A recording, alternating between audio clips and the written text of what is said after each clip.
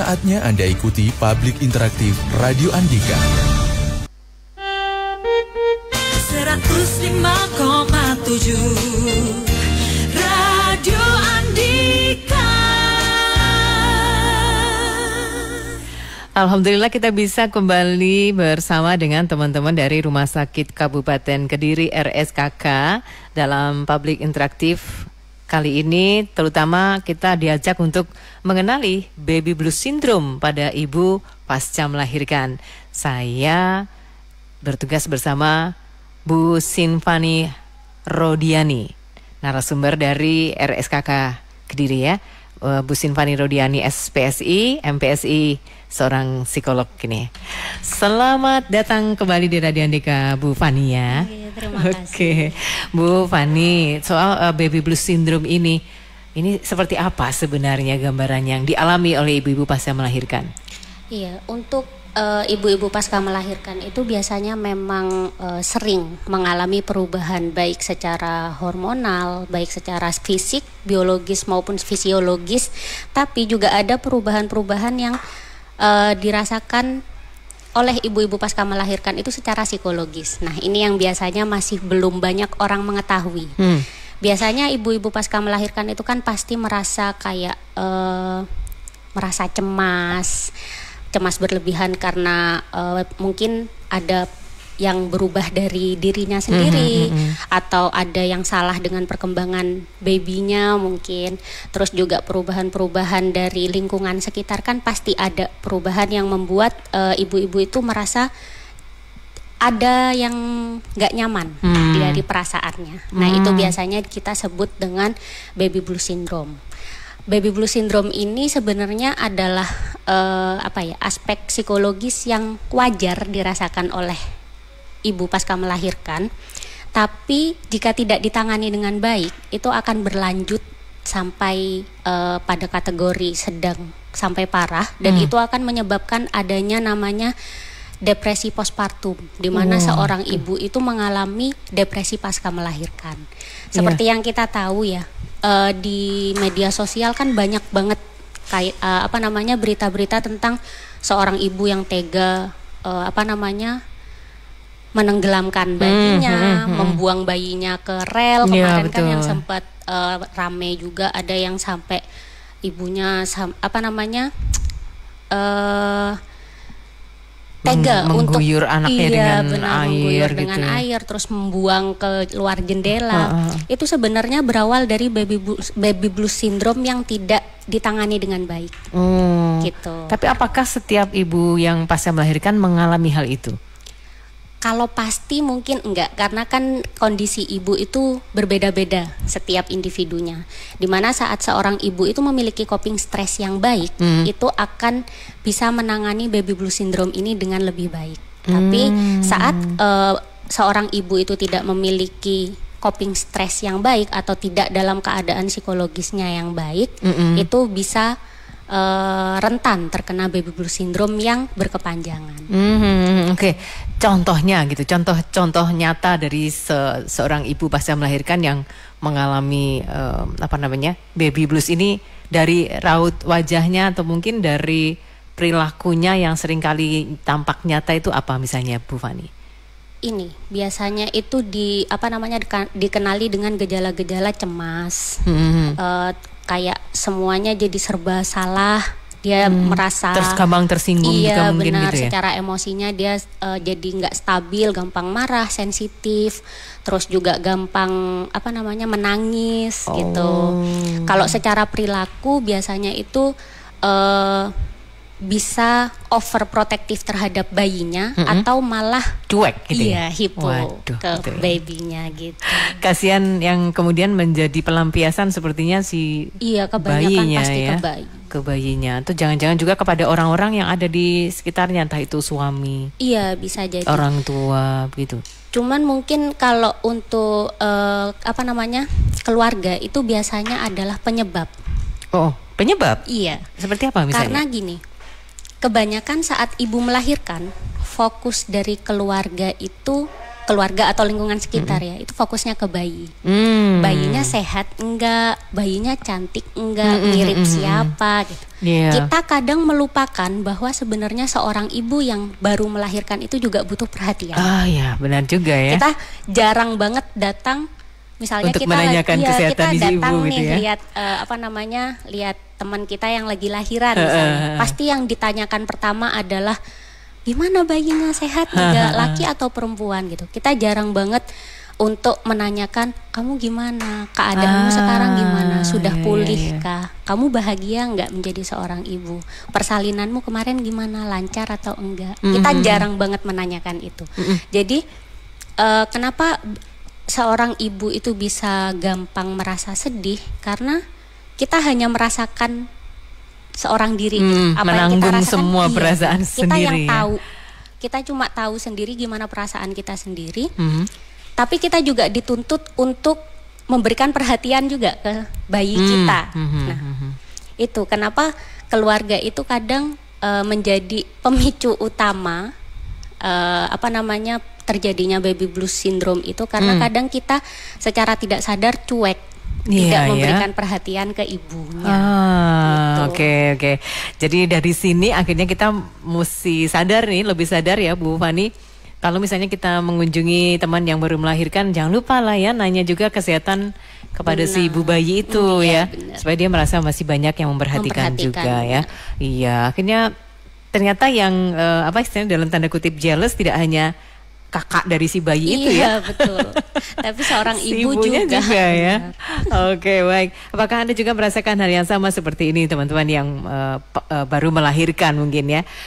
Atau mungkin Anda juga baru disadarkan sama Bu Fani nih hari ini ya.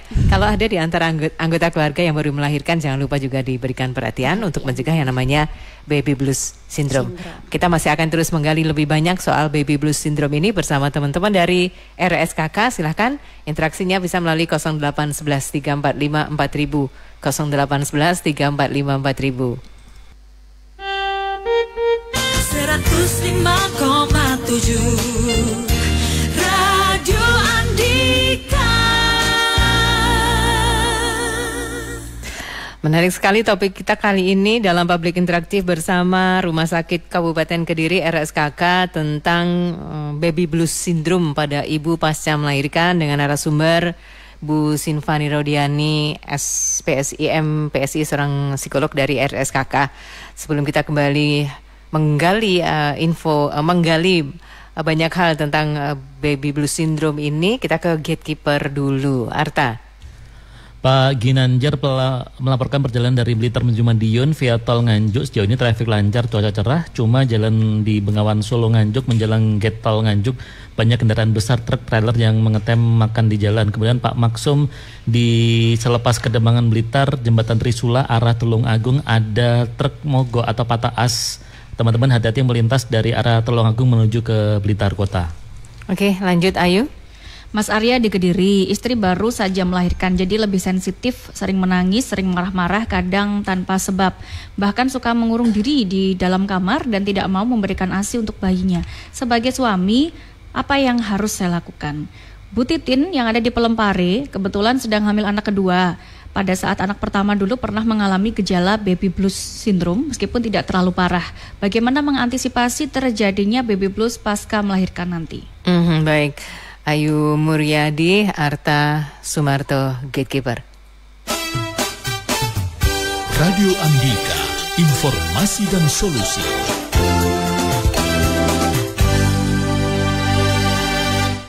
Silahkan Bu Fani, kita berikan tanggapan untuk dua pertanyaan tadi. Oke, untuk dukungan suami itu memang penting sekali ya buat seorang ibu yang habis melahirkan. Karena apa? Tempat berbagi kita kan hanya sama suami. Kadang kita jarang yang tinggal sama orang tua atau mertua gitu. Kalaupun ternyata kita tinggal bersama orang tua dan mertua pun pasti ada perbedaan pendapat terkait parenting. Sedangkan kalau sama suami kan lebih kita sama-sama orang tuanya si bayi nih. Berarti kan kita sama-sama memikirkan gimana parenting yang menurut kita lebih baik.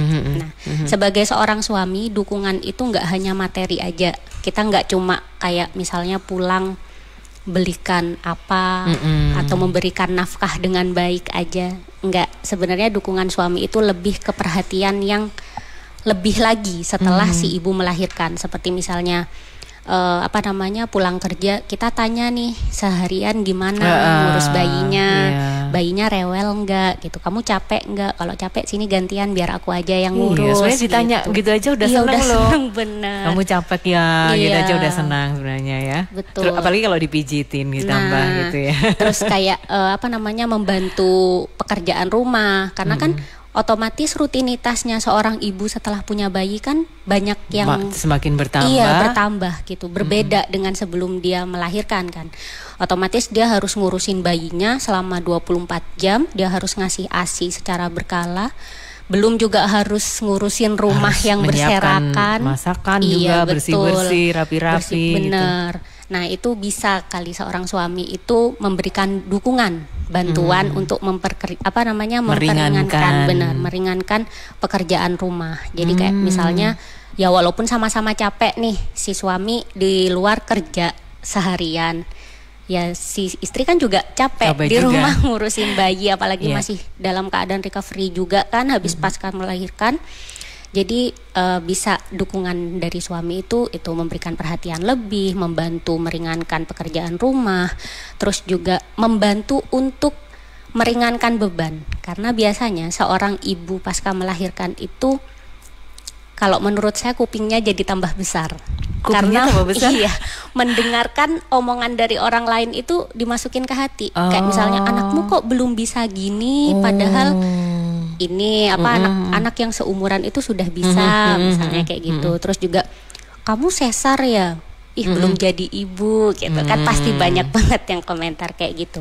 Jadi seorang suami bisalah untuk meredam. Enggak kok, kamu kasih afirmasi positif aja kayak enggak, kamu tetap jadi ibu walaupun kamu sesar. Emang sesar nggak sakit, tetap aja sakit, namanya perutmu berjuang juga nyawa, itu bertaruh nyawa. Perutnya juga dibedah gitu kan, meskipun dalam keadaan tidak sepenuhnya sadar karena ada efek bius, tapi kan sama aja kita juga melewati masa-masa yang bertaruh nyawa juga. Bisa jadi ada kecelakaan medis saat operasi, atau mungkin saat operasi ada ketidakstabilan dari tubuh kita kan juga bisa menghadapi kematian. Jadi sebenarnya seorang ibu yang baik itu sesar atau normal, itu sama tetap bertaruh seorang nyawa. ibu gitu. Terus juga mungkin bisa meredam, yaitu tadi meredam emosi, kayak memang secara emosi kan tidak stabil ya seorang ibu, karena mungkin bisa jadi efek dari kelelahan juga, terus efek dari eksternal yang komentar banyak negatif kayak gitu. Kita bisa memberikan kayak afirmasi positif lagi, atau kalau nggak gitu kita juga bisa ngasih ayo jalan-jalan misalnya kayak gitu, kayak recovery-nya udah baik, kita kasih dia seorang ibu ini me time lah. Selain apresiasi, me time juga reward, misalnya kayak kamu udah jadi ibu yang terbaik nih, aku kasih kamu hadiah ini, atau kamu mau jalan-jalan nggak gitu, atau kalau nggak kamu pengen melakukan aktivitasmu sendiri, misalnya hari Minggu kamu istirahat deh, ini gantian dedek nanti yang aku yang jaga gitu. Itu bisa juga untuk meringankan gejala baby blues, itu bisa semakin meningkat. Ya, perlu kerjasama antara ibu bayi dan ayahnya kalau begitu ya. Oke. Nah, untuk yang Bu Titin di Pelempare yang sedang hamil anak kedua, anak pertama sempat mengalami baby blues juga, meski tidak terlalu parah. Bagaimana mengantisipasi nanti pasca melahirkan? Yang kedua, yang paling penting selain kita berbagi dengan keluarga, maksudnya berbagi beban dengan keluarga, karena ini lebih parah ya. Kita sudah punya anak satu, apalagi kalau misalnya kakaknya masih belum besar, belum bisa ngurus dirinya sendiri, otomatis kan kita harus berbagi nih perhatiannya ke kakak dan ke si adik.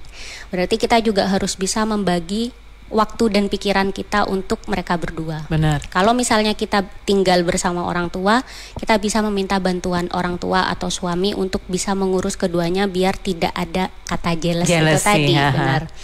Karena biasanya ya itu pasti kayak adik terus yang diperhatiin, akhirnya dia ada keinginan untuk mencari perhatian, jahilin adiknya misalnya kayak gitu. Untuk mengantisipasi itu juga kita bisa berbagi peran. Saat kita dimana saat kita harus menyusuin si adik, si kakak tetap mendapat perhatian dari anggota keluarga yang lain. Kayak gitu. Itu bisa juga.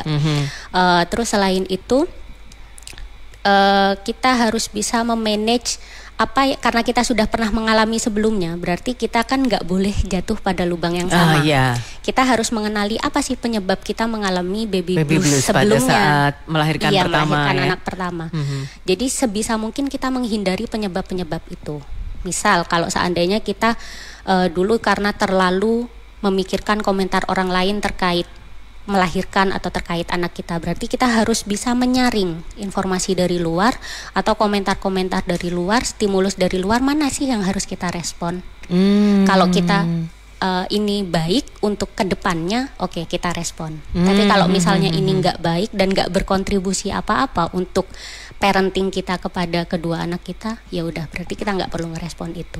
Jadi menerima informasi dari luar itu perlu penyaringan. Nggak semuanya yang mereka katakan itu harus kita ambil kan? Iya. Karena kita punya kita nggak punya hak untuk melarang mereka berkomentar. Tapi kita bisa memberikan pembatasan mana komentar mereka yang harus kita tanggapi, mana yang enggak harus kita tanggapi. Oke. Gitu. Iya, ngomong-ngomong hari ini kenapa kita mengambil tema baby blues syndrome pada ibu pasca melahirkan nih, Bu Fani?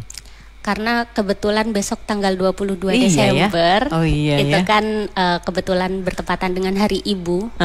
Kita juga harus memberikan apresiasi kepada seluruh ibu di Indonesia, baik itu calon ibu atau yang sudah jadi ibu, bahwa mereka sudah menjalankan peran dengan sangat baik. Jadi kita sebagai sesama seorang ibu seharusnya memberikan dukungan, bukan malah menjatuhkan sesama. Karena kebanyakan juga yang sering berkomentar itu sesama ibu. Itu yang sering kita temuin kayak anakku lo dulu nggak gini, misalnya kayak gitu. Jadi mulai sekarang coba kita sama-sama mengasah empati kita kepada sesama seorang ibu, bahwa semua ibu itu hebat. Semua ibu sudah menjalankan perannya dengan sangat baik, dan menjadi ibu tidak mudah. Jadi kita harus saling menguatkan sebagai sesama seorang ibu. Oke, semoga kesadaran ini betul-betul terbangun di antara para ibu, terutama para ibu-ibu yang saling sama-sama habis melahirkan. Mungkin bisa berbagi hal-hal positif ya, Bu Fani yang lebih memberikan manfaat untuk perkembangan seorang bayi yang baru lahir ya. Saya jadi pengen tahu juga, apakah kira-kira seperti tadi yang ditanyakan Bu Titin itu, apakah yang sudah melahirkan mungkin anak kedua, ketiga tuh juga bisa mengalami sindrom baby blues ini ya? Bisa karena juga mungkin perbedaan antara proses lahiran pertama dengan kedua itu berbeda.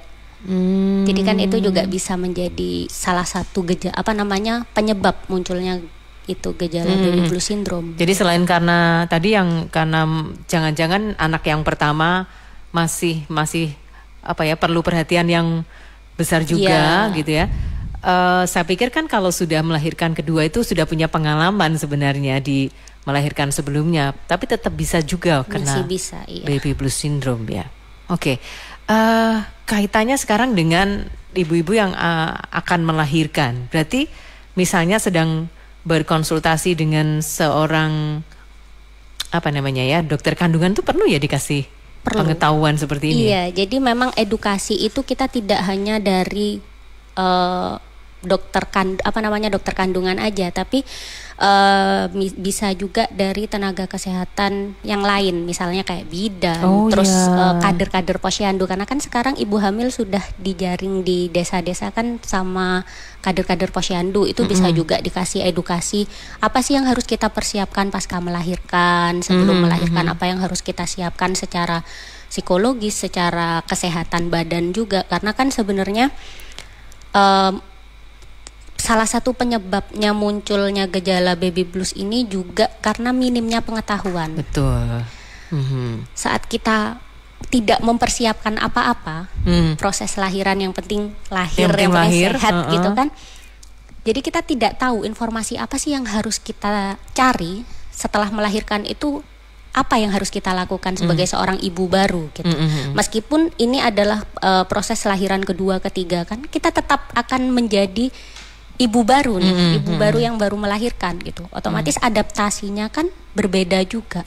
Saat kita tidak mendapat informasi atau edukasi dari profesional, dari tenaga profesional, atau kita hanya berbasis internet, itu akan juga menjadi penyebab gejala baby blues muncul. Karena kan kalau di internet atau di sosial media kita nggak tahu sumbernya dari mana. Bisa jadi itu hanya berbasis pengalaman yang sebenarnya sebelumnya udah ada trial error.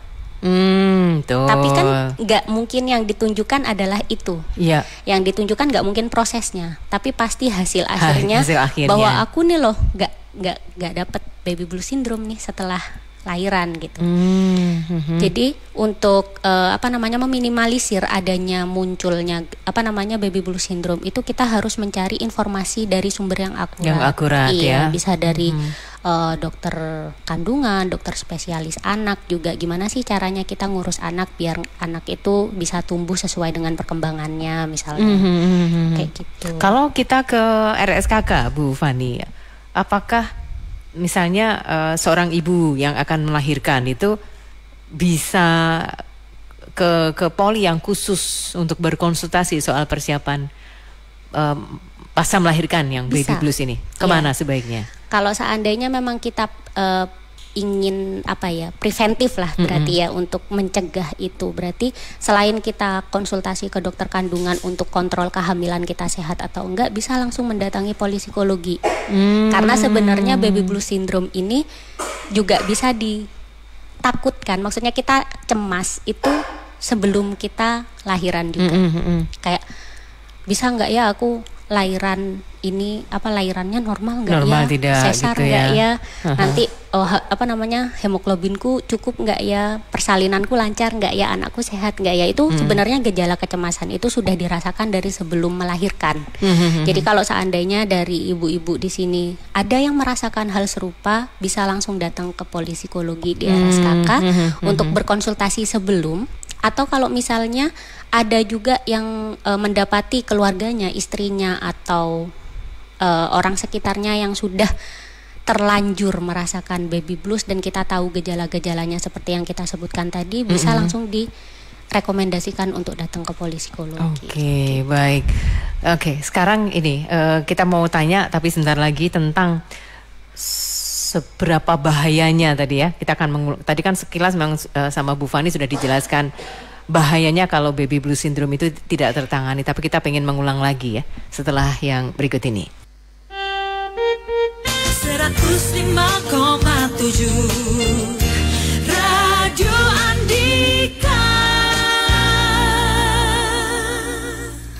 Baik, masih bersama Bu Sinfani Rodiani, SPSI, MPSI, psikolog dari Rumah Sakit Kabupaten Kediri. Kita hari ini diajak untuk mengenali baby blues syndrome pada ibu pasca melahirkan. Seberapa bahayanya kalau baby blues syndrome itu tidak tertangani dengan baik pada seorang ibu pasca melahirkan, Bu Fani?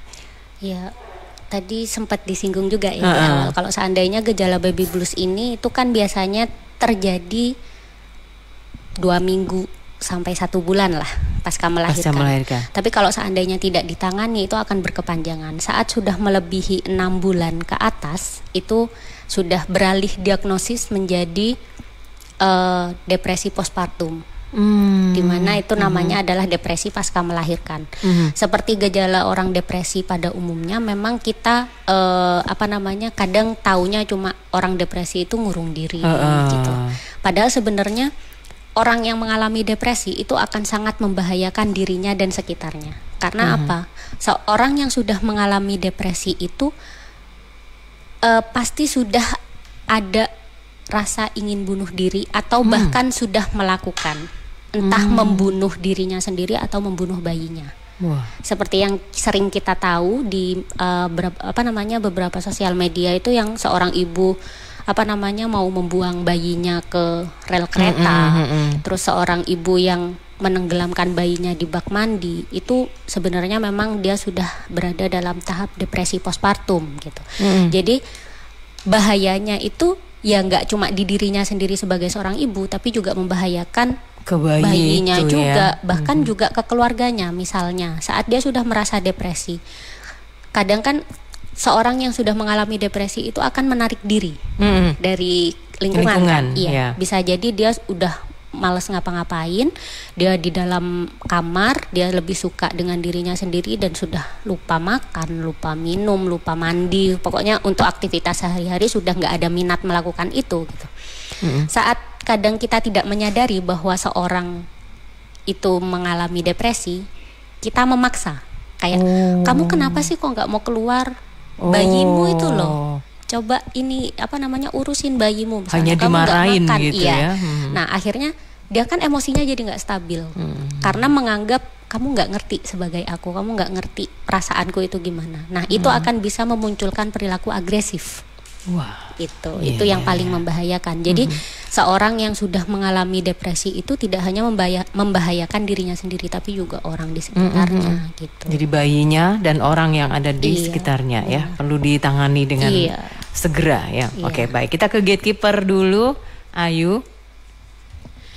Dari Pak Hanif, PPK Provinsi Jawa Timur wilayah Kediri menanggapi terkait dengan laporan yang disampaikan Pak Yoyon di Jalan Dr. Wahidin Gurah. Insya Allah sore hari ini akan segera dilakukan pemotongan pohon bersama-sama koordinasi dengan DLH Kabupaten Kediri. Pak Ruslan, perjalanan dari Trenggalek tujuan ke arah Kediri Kota lewat jalur Mojo sampai di Karangrejo Tulungagung lancar. Pak Gani dari Bangsal Mojokerto, perjalanan menuju ke arah Nganjuk saat ini sudah sampai di Baron Nganjuk lancar. Oke, lanjut Hasrul.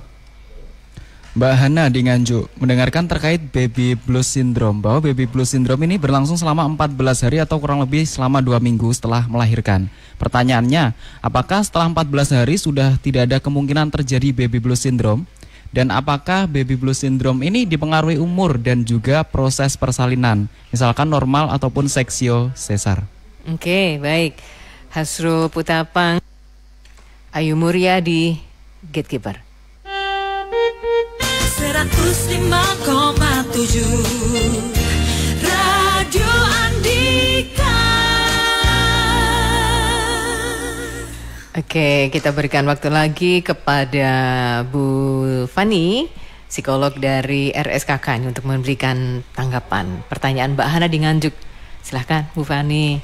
Iya, untuk 14 hari atau 2 minggu pasca melahirkan itu biasanya adalah proses waktu untuk adaptasi seorang ibu yang beralih fungsi menjadi seorang istri yang beralih fungsi menjadi ibu gitu kan, karena dia sudah baru melahirkan seorang anak gitu. Biasanya adaptasi itu yang membuat ada gejala-gejala baby blues itu muncul. Makanya kenapa kita harus mengenali gejala-gejala baby blues itu apa saja sih, dan cara menanganinya gimana biar kita bisa menyelesaikan atau tidak membuat baby blues ini itu semakin parah benar. Tapi kita tidak menutup kemungkinan juga bahwa setelah 14 hari ini dia selesai atau tidak. Karena itu tergantung gimana kita mengelola dan menangani gejala-gejala yang muncul itu seperti apa. Bisa jadi kan gejala baby blues banyak, bisa jadi gejala 1 terselesaikan tapi gejala 2 tidak, gejala 1-2 terselesaikan, gejala 3 tidak. Makanya kenapa di sini kita perlu tahu gejala apa saja sih yang bisa muncul pada seorang ibu yang baby blues dan gimana cara menanganinya biar proses adaptasinya selama 2 minggu ini benar-benar kita mengenali baby blues ini muncul nggak pada ibu ini. Kalau seandainya muncul ya berarti kita harus bisa menangani itu. Kalau untuk setelah 2 minggu ternyata itu tidak tuntas, maksudnya masih ada gejala itu, berarti kita butuh ada bantuan dari seorang psikolog, konselingnya untuk bisa menyelesaikan gimana caranya baby blues ini turun gejalanya. Dan bisa datang ke RSKK nanti ya untuk konsultasi di Polipsikologi ya. Benar. Nah itu tadi yang pertanyaannya apakah baby blues syndrome ini dipengaruhi umur dan juga proses persalinan? Ada yang normal, ada yang seksio gitu. Itu juga menjadi salah satu penyebab. Karena usia itu meskipun ini tidak bisa menjadi penyebab tunggal ya, tapi juga ini bisa mempengaruhi kematangan munculnya. mungkin. Iya, benar. Saat kita melahirkan pada usia yang masih dini atau pada usia rentan 20 tahun ke bawah sama 35 tahun ke atas kan biasanya. Itu kan mempengaruhi proses persalinannya juga. Persalinan yang kita lakukan itu lancar, enggak ada hambatan, enggak rasa sakit yang dirasakan juga. Terus ada indikasi-indikasi melahirkan yang kurang baik atau enggak gitu. Itu juga bisa memunculkan gejala baby blues pasca melahirkan, karena saat usia ini kita kurang matang, otomatis kan secara informasi kadang kita juga kurang tahu juga edukasinya. Karena anak usia di bawah itu biasanya hanya tahu informasi-informasi yang kulitnya aja. Benar, kita tidak menggali secara lebih dalam lagi. Itu yang bisa menyebabkan gejala baby blues syndrome itu muncul. Sedangkan kalau udah usia rentan biasanya dipengaruhi oleh kecemasan yang membuat dia adanya stigma bahwa seorang yang udah usia rentan itu kehamilannya bermasalah, bahaya. Terus pasca melahirkannya dia kan sudah berada dalam usia yang bisa dibilang sudah bukan usia yang aktif lagi. Akhirnya dia mungkin ya ada kesulitan juga untuk memberikan penanganan pada bayinya dengan baik misalnya. Itu juga bisa memunculkan adanya gejala baby blues syndrome. Terus untuk proses persalinan itu juga bisa mempengaruhi. Karena yang pertama rasa sakitnya kan berbeda antara normal dan sesar meskipun sama-sama sakit gitu. Terus selain itu stigma di masyarakat itu tadi yang sebelumnya pernah kita singgung tadi waktu di awal. Jadi kalau ibu sejati itu yang melahirkan normal secara normal, gitu ya. Sedangkan yang sesar udah tahu-tahu udah keluar gitu bayinya. Padahal sebenarnya enggak. Secara recovery aja kan sudah berbeda. Iya, lebih cepat yang normal kan. Orang seorang ibu yang melahirkan normal biasanya kan 2 minggu sudah bisa beraktivitas dengan lebih baik dibandingkan seorang ibu yang sesar, karena mungkin takut jahitannya lepas atau apa. Terus secara nyeri dan lain sebagainya mungkin ada yang tahapannya lebih lama, karena kan itu juga tergantung dengan kekuatan imunitas ibu sendiri. Nah itu juga bisa menyebabkan adanya munculnya gejala baby blues syndrome, karena secara nggak langsung kadang kita juga membandingkan. Misalnya nih ada satu orang yang rumahnya berdekatan, dia juga sama-sama melahirkan dengan rentan waktu yang berdekatan. Kadang dia yang itu sudah bisa jalan normal, aku belum, misalnya kayak gitu. Itu juga bisa membuat kecemasan, apa ada yang salah ya dengan proses lahiranku, apa ada yang salah dengan operasinya atau apa. Akhirnya pikirannya kan menjadi jadi cemas itu tadi cemas akhirnya, berlebihan. Betul, pikirannya jadi nggak bisa terkontrol, akhirnya emosinya nggak stabil, muncullah gejala baby blues syndrome. Oke, jadi sangat perlu dukungan dari orang-orang di sekitar kita untuk bisa mencegah yang kelanjutan baby blues yang berkelanjutan ya di seorang ibu yang pasca melahirkan. Oke, nanti kita ingatkan lagi ya Bu Fani kepada teman-teman, baik untuk ibunya sendiri atau juga untuk orang-orang di sekitar kita ya, bagaimana mencegah supaya baby blues syndrome ini tidak terlalu mengganggu seorang ibu yang pasca melahirkan. Karena bahaya-bahayanya tadi kita sudah sempat singgung juga ya. Baik itu pada diri sendiri, pada si ibu bayi atau juga kepada bayinya itu sendiri. Baik, silakan teman-teman nanti berinteraksi kembali di Public Interaktif bersama RSKK. Info Express.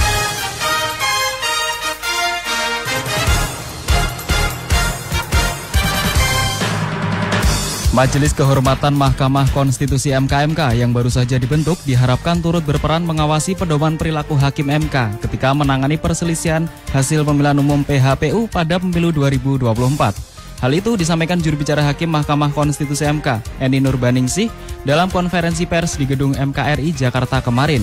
Eni mengatakan pihaknya berharap dengan pembentukan MK-MK permanen ini akan menjadi lembaga yang bertugas mengawasi pelaksanaan pedoman perilaku hakim konstitusi setiap harinya.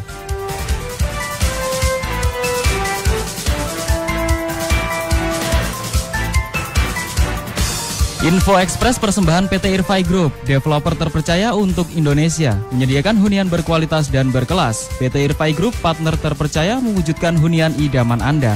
Informasi, klik irfaigroup.com.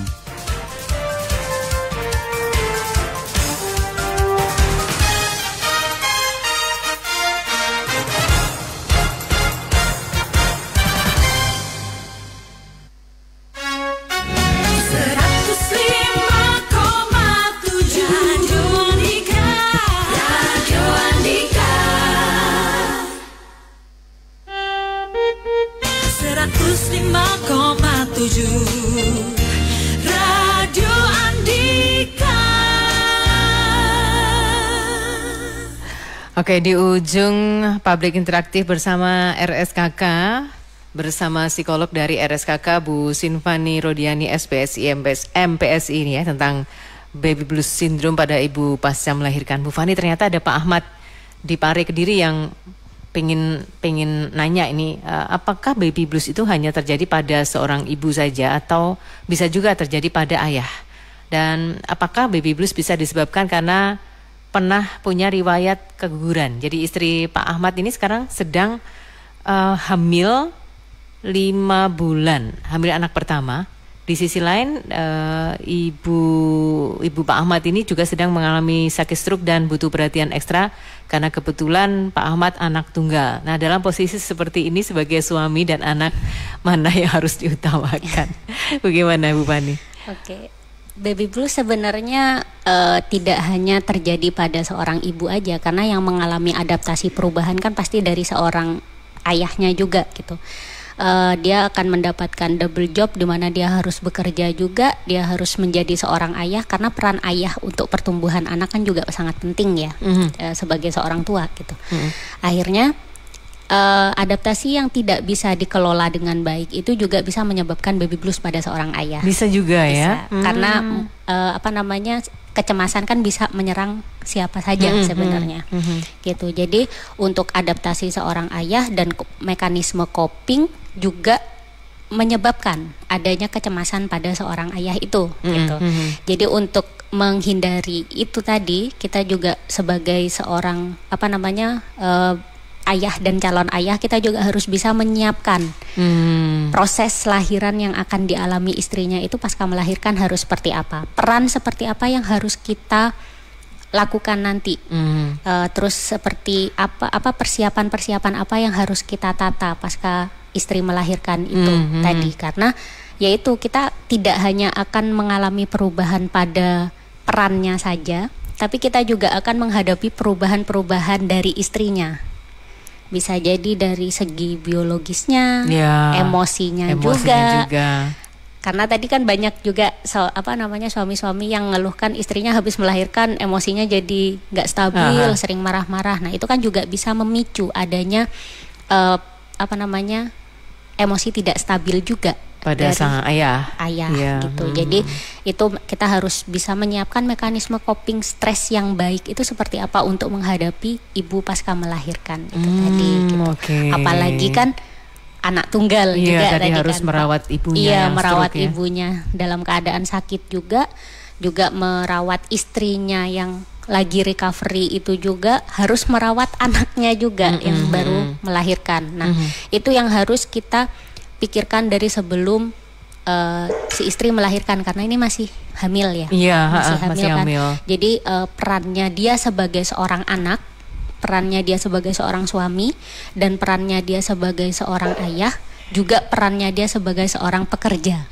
Karena kan dia juga harus bekerja, memanage emosi di tempat kerja juga. Karena kalau emosi itu kan biasanya kita lupa kita lagi ada di mana nih. Yang namanya emosi kita kalau nggak bisa mengontrol dengan baik, otomatis kita akan kebawa, kesenggol dikit di tempat kerja, emosi langsung muncak. Kesenggol di rumah, apalagi kayak misalnya kerjaan di kantor dibawa ke rumah, otomatis dia tambah banyak lagi nih bebannya. Dia harus menyelesaikan pekerjaan lemburannya yang dibawa ke rumah, dia harus menjaga ibunya, dia harus merawat istrinya, dia juga harus merawat anaknya. Nah itu yang harus di manage dari sekarang. Misalnya waktunya, terus perannya seperti apa, kedepannya akan kita butuh bantuan orang lain kah atau enggak, itu juga harus dipikirkan. Kalau misalnya kita butuh ada bantuan orang lain, yang paling tepat bantuan siapa misalnya ya? Seperti itu gitu. Baik. Karena kan itu keempat-empatnya nggak bisa ditinggalkan, karena dia ada tanggung jawab di keempatnya ini gitu. Jadi ya mungkin sekarang bisa mulai dipikirkan kira-kira langkah yang terbaik ke depannya itu seperti apa. Dan jangan dipendam sendiri mungkin ya. Tetap butuh bantuan validasi dari orang terdekat misalnya. Atau kalau nggak gitu, kalau memang sudah mentok perasaan cemasnya udah nggak bisa dikontrol, ya bisa juga untuk konsultasi ya. Benar. Karena ke RSKK ya. Karena takutnya kalau seandainya kita masih bisa ke-handle gitu. Padahal sebenarnya kita udah nggak bisa nge-handle nih. Cuman sebagai orang awam menganggap kita konsultasi ke seorang psikolog atau psikiater itu kita adalah orang gila, yang gangguan jiwa. Iya benar, orang gangguan jiwa. Padahal itu ya. Nggak semuanya, karena kita butuh konsultasi itu sebagai orang yang sehat ya, untuk pribadi kita lebih sehat lagi gitu loh. Betul. Untuk mental kita bisa terjaga lebih baik lagi, biar kita tidak terpapar gangguan mental gitu. Betul. Sebenarnya. Termasuk ini tadi ya, untuk seorang ibu yang mau melahirkan dipersiapkan supaya tidak kena baby blues syndrome pasca melahirkan, konsultasi ke polipsikologi RSKK. Bisa langsung, itu harus melalui rujukan atau bisa langsung? Enggak, karena posisinya untuk polipsikologi ini kan kita tidak tercover BPJS. Jadi kita poli umum. Bisa langsung datang ke rumah sakit, ke loket pendaftaran, nanti langsung diarahkan ke poli gitu. Baik. Dimanfaatkan sebaik-baiknya untuk bisa bertemu dengan Bu Sinfani Rodiani, SPSI, MPSI, psikolog dari RSKK. Iya. Ada apresiasi yang disampaikan oleh netizen ini, ilmunya sangat bermanfaat. Alhamdulillah. Untuk ibu muda dan ibu yang senior, dari Bu Kusmini, dari Bu Elsa Bilkis juga katanya mantap. Baik. Oke, terima kasih Bu Fani.